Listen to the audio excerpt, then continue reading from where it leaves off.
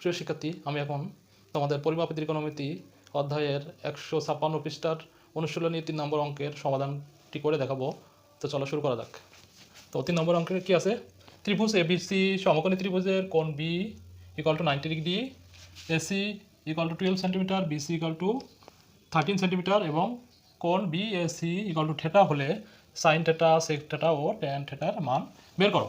তো আমরা এখন একটা সমকোণী ত্রিভুজ অঙ্কন করি প্রশ্ন অনুযায়ী।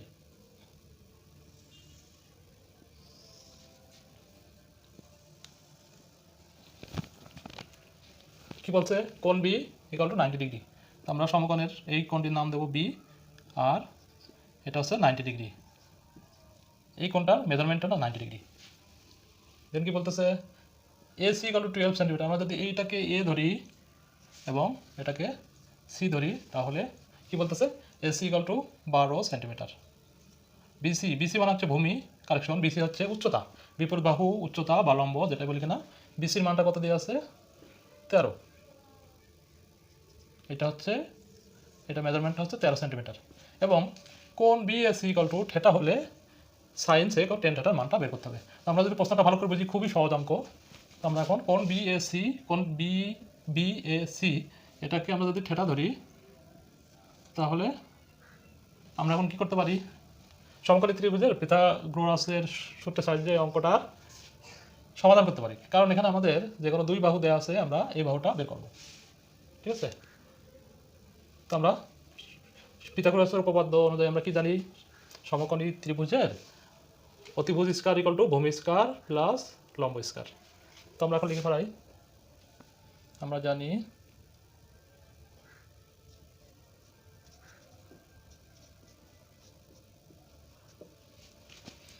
অতিভুজ স্কয়ার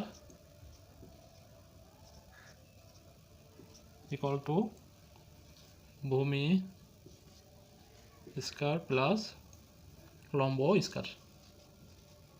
এখানে আমরা ভূমির পরিবর্তে সন্নিহিত বাহু বলতে পারি, লম্বর পরিবর্তে উচ্চতা বা বিপরীত বাহু বলতে পারি, সবই সেম। তো আমাদের অতিভুজ কি আছে? এখানে অতিভুজ আছে এসি। অতিভুজ কি পেলাম? এসি এর হোল স্কয়ার ইকুয়াল টু ভূমি কি আছে এখানে? ভূমি এবি। ভূমির মানটা আমাদের দেওয়া নেই, ভূমির মানটা আমরা বের করব। তো এবি স্কয়ার লিখলাম। লম্ব দেওয়া আছে বিসি, বিসি একটা মানও দেওয়া আছে এখানে 13 সেন্টিমিটার। এখন আমরা মানগুলো বসাবো। এসির মান হচ্ছে 12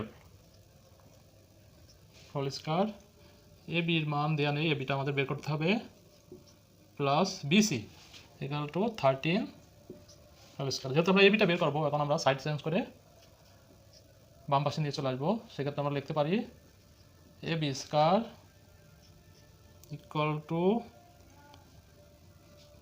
12 স্কয়ার মাইনাস 13 হোল স্কয়ার, বা এটা ইংলিশে বলে এমপ্লাইজ দ্যাট।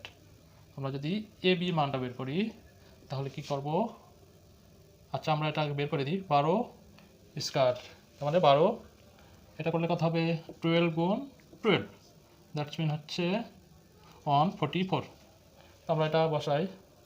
144 মাইনাস এখানে কত আছে? 13 গুণ 13, এটা কত আসবে? 169। তো আমরা এখন 169টা বসাই দিই। তাহলে আমরা কি পেলাম? A B whole square equal to, এটা যদি বিয়োগ করি -25। এখন এ বির মানটা যদি আমরা বের করি, তাহলে কি পাবো? বর্গমূল করতে হবে -25। অতএব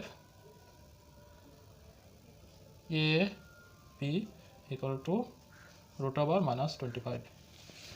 এ বির মানটা কত পেলাম? √25। কিন্তু আমরা একটা জানি কি, ত্রিভুজের বাহুর দৈর্ঘ্য কখনো ঋণাত্মক হবে না, অলওয়েজ কি হবে? পজিটিভ হবে, তার মানে ধনাত্মক হবে। যেহেতু এখানে মাইনাস আসছে, তো ত্রিভুজের কোনো বাহুর দৈর্ঘ্য তো ঋণাত্মক হতে পারে না। সুতরাং এই অঙ্কটার কোথাও ভুল আছে, যে মানটা দেওয়া আছে এসির ভ্যালুটা ঠিক নেই, আর বিসির ভ্যালুটা ঠিক নেই। হয়তো বা 13টা এখানে হলে, 12টা এখানে হলে অঙ্কটা সমাধান করা যেত। তো আমরা এখন যেহেতু বইতে যেভাবে দেওয়া আছে, এভাবে আমাদের সমাধান করতে হবে। তো আমরা কি লিখতে পারি? যা অবাস্তব, কারণ ত্রিভুজের বাহুর দৈর্ঘ্য ঋণাত্মক হতে পারে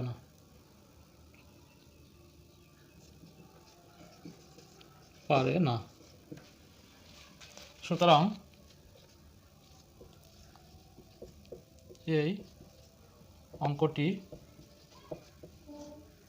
সমাধান যোগ্য নয়। যদি এখানে আমরা কোনো পজিটিভ সাইন পেতাম তাহলে আমরা সাইন ইকুয়াল টু কী জানি, বিপরীত বাহু বাই অতিভুজ, 13 এর 12 অ্যান্সারটা আসলে পেয়ে যেতাম। সেম হয়তো আমরা tan ইকুয়াল টু কী জানি, লম্ব বাই ভূমি অথবা বিপরীত বাহু বাই সন্নিহিত বাহু, 13/√25 এই ভ্যালুটা হওয়ার কথা ছিল, কিন্তু যেহেতু আমাদের এটা মাইনাস আসছে সুতরাং অঙ্কে কোথাও ভুল আছে। তো আমরা অঙ্কটা যদি পরীক্ষায় আসে বা তোমরা যদি শিখতে যাও তাহলে এভাবে করলেই হবে। তো আশা করি তোমরা বুঝতে পেরেছো।